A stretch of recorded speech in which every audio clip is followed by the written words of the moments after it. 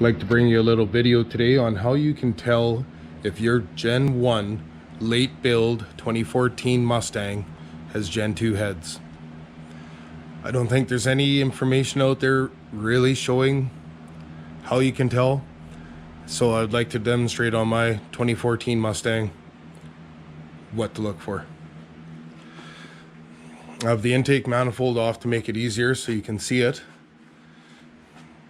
If you look into the valley and the intake flange of the heads, this is what's going to give it away. The Gen 2 heads have this flat notch design, and as a Gen 1 head would show that they are not. They're almost the same shape as the intake manifold. They're round, and instead of a little notch, there's a little hump there. But that is how you're going to tell the difference. You may not be able to tell with your intake manifold on, which I will guarantee that you won't be able to see it unless you have a BIAS or Cobra Jet intake. But if you take and look into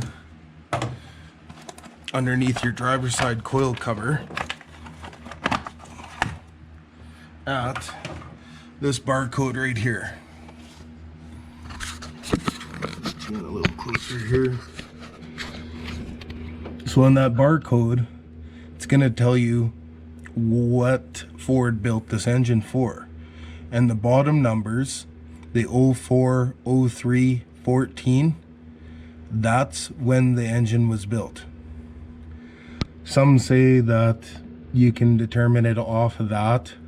I have yet to see that be 100% accurate, but being that this engine was built in the first quarter of the year for 2014, that would put this at a late production engine.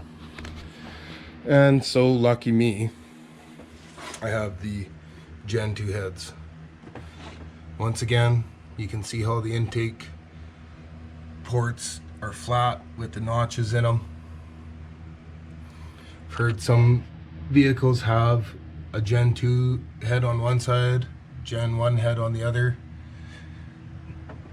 That's the only difference. As far as the short block goes, it is still a Gen 1 short block. I've never seen or heard any information on a Gen 1 having a Gen 2 short block.